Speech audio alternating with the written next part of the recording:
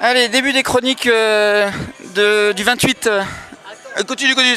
C'est la moustache de Guillaume qui m'intéresse pour l'instant. Il est en train de me dire un truc super intéressant. Alors, salut Guillaume. Salut Martial.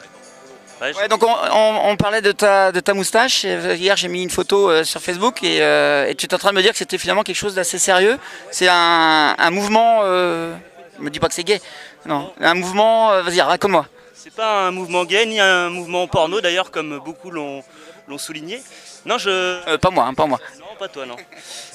C'est le Movember en fait. Le Movember, c'est pratiqué par les anglo-saxons. Donc l'idée, c'est de se raser complètement le 1er novembre et de faire donc un concours de moustaches au 30 novembre.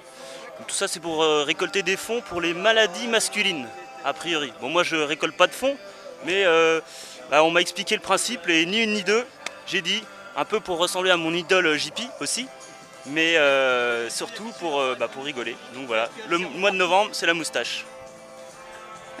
D'accord, ben c'est super intéressant, je viens d'apprendre quelque chose. Je comprenais pas pourquoi des fois sur NSL je vous voyais avec des moustaches. C'est ça Non, ça c'est autre chose encore. Pendant le Shamrock, là, je vous vois tous avec des moustaches.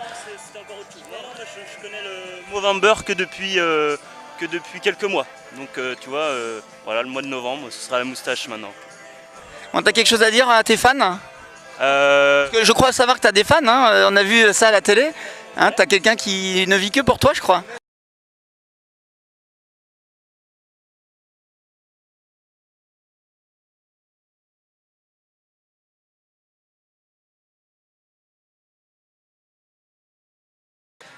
Voilà, bah sinon on est en présence donc des membres du CAT. Là c'est stand-by pour l'instant. On a un super soleil, il fait encore très chaud, mais malheureusement on a beaucoup de vent.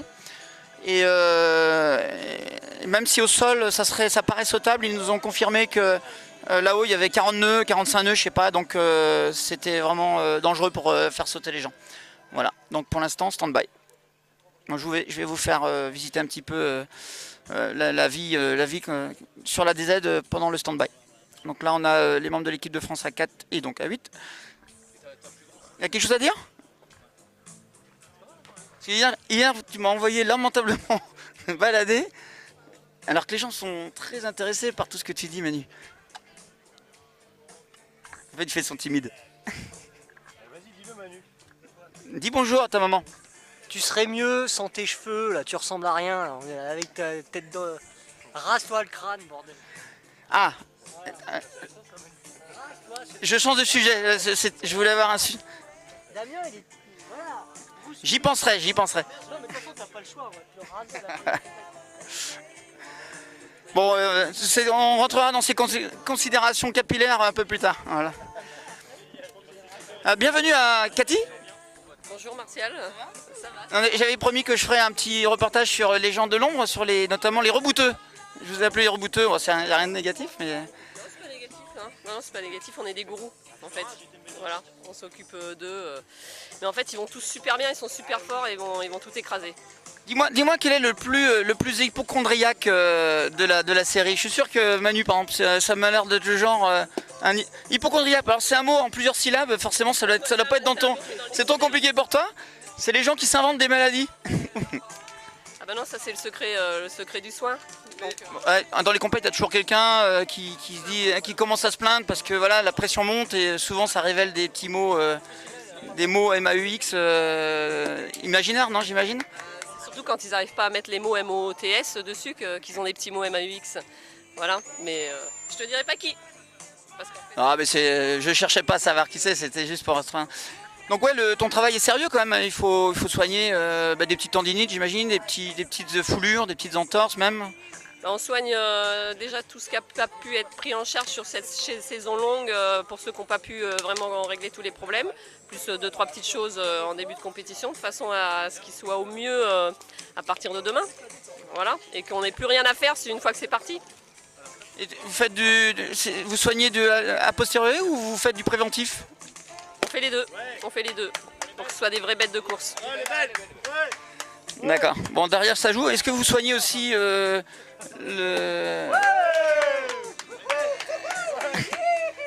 la psychologie des compétiteurs? Enfin, non, le côté ah, comment on dit, infantile des compétiteurs. Non, vous soignez pas ça?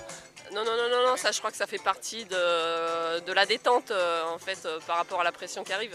Non, par contre, tous les trois, on est relativement des personnes ressources par contre pour avoir une écoute sur ce qui est pas forcément dissible aux autres.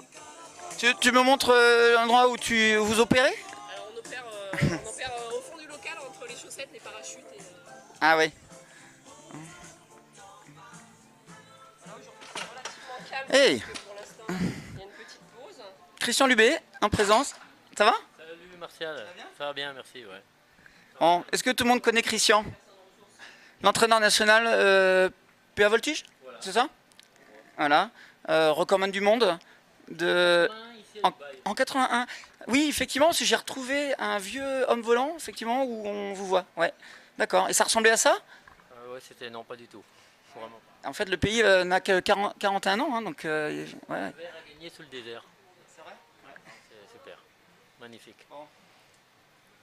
Je reviendrai vers toi plus tard.